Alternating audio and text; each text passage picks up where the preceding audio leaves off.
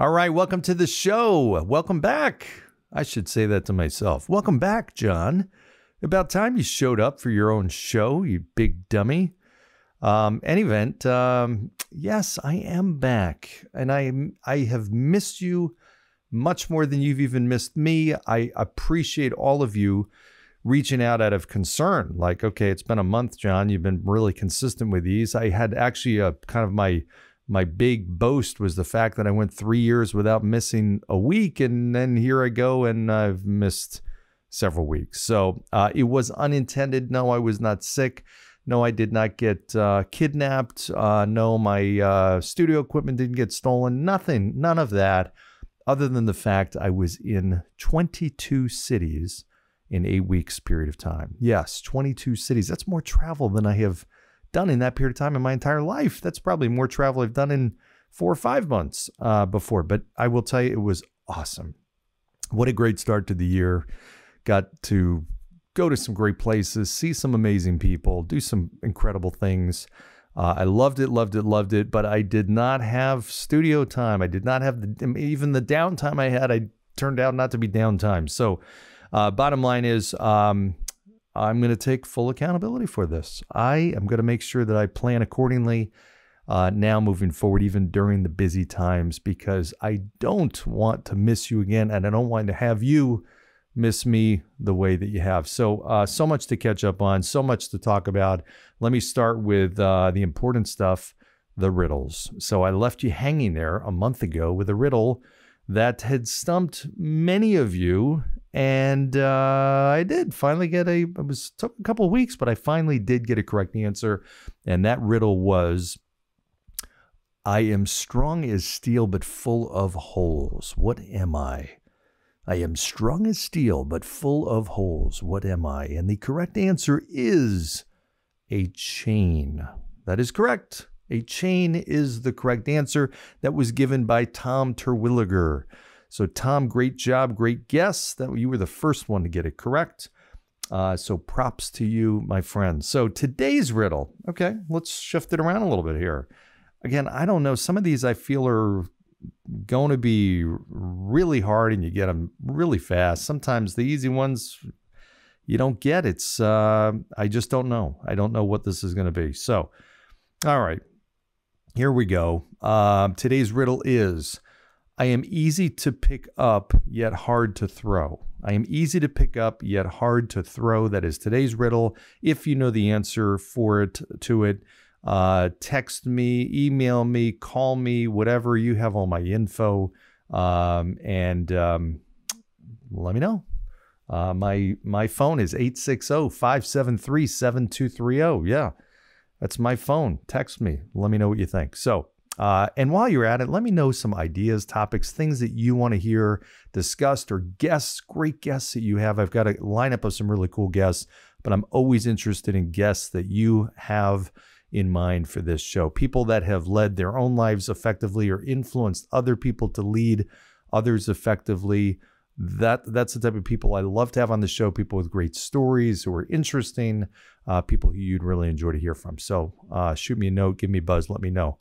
Okay, today's topic. This is a simple but really effective method or tool that I've used myself, and I've used it with many people. And it came to mind because recently I was talking with somebody who was really struggling with managing their day and kind of that feeling. And I know that everybody deals with this at periods of time. And I've used this phrase before, where you're in the passenger seat of the car and you feel like you just have no control over your day. And I cannot tell you how common this problem is and how important it is.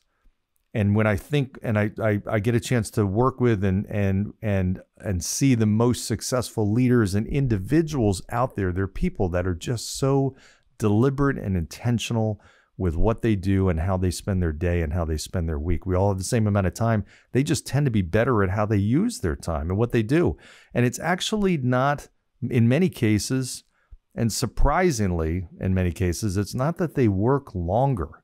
They just tend to do the right things and more of the right things. Some of the most successful people that I know, I mean, truly, that run incredibly successful businesses and make incredible amounts of money. They don't work that hard and they don't work that long. They're just extremely effective.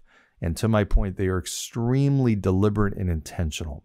Okay, so I'm going to give you, and this is going to tie in. I'm going to kind of do this in two parts. So today's episode, I'm going to tell you what you have to do and how you set up your day for success. I'm going to tell you kind of part 2 in the next episode, which is equally important. So today is about how to make sure you say yes and what you say yes to and structure your day. The next episode is going to be about how to say no and what you need to make sure you say no to. So here's the key. I use this strategy. I was talking to somebody and they just said, listen, I kind of feel like I'm just losing control over the day. Everything is happening. Everything's coming at me. I'm very reactive. I respond to stuff, but I ultimately am not doing the things that are really important, but not urgent. I do the urgent stuff that a lot of times is not even that important. It's just coming at me and I'm dealing with it. Here's a key on how you can lead your day. And I asked this person, I said, what are the things, if you were going to say just today, what are 3 things that are mission critical that ultimately, and I don't care if they're small little things, but 3 things that you feel are important and that you need to get done today, that you want to get accomplished today. I'm not saying putting out the fires. I'm talking about 3 things that you want to make sure you get done and accomplished today before the day even starts. And I just want you to write those down. These are your 3 critical things. And I use a 3-2-1. What I mean by that is my goal is, I've started to work on this a little bit differently than I had in the past. So I've always kind of thought about what are those 3 things that I want to make sure I get done in that day. And I started playing a game a little while ago and I said, okay, can I get at least one of those things done before noon? And I started getting pretty good at that. And then you kind of dial it up and say, okay, can I get 2 of those things done before noon? Okay, so if I've got 3 things that are on my list for the day that are really kind of key, they're important, that if nothing happens at the end of the day when the dust settles, but those 3 things happen, then I'm going to feel really good about the day. Then make sure those are the most important things. And let's get 2 of them done by noon. Because if you get 2 of them done by noon, your chances are you're going to have a phenomenal day. You're going to get that other one thing done because you have the whole rest of the day to do it. And you're going to feel great. And that's the key thing. It's got this positive ripple effect, right? So if you can't find the time to do that, make the time to do that. It's that important. They wouldn't be part of your critical 3 things unless they were really critical 3 things, right? So you have to make the time for that. Think about this. If the other stuff didn't get done, the emails and all that kind of stuff didn't get done, but you got those 3 critical things, it would be a productive day, right? You're always going to find time to do the other non-essential critical stuff. You're just going to figure out how to do it.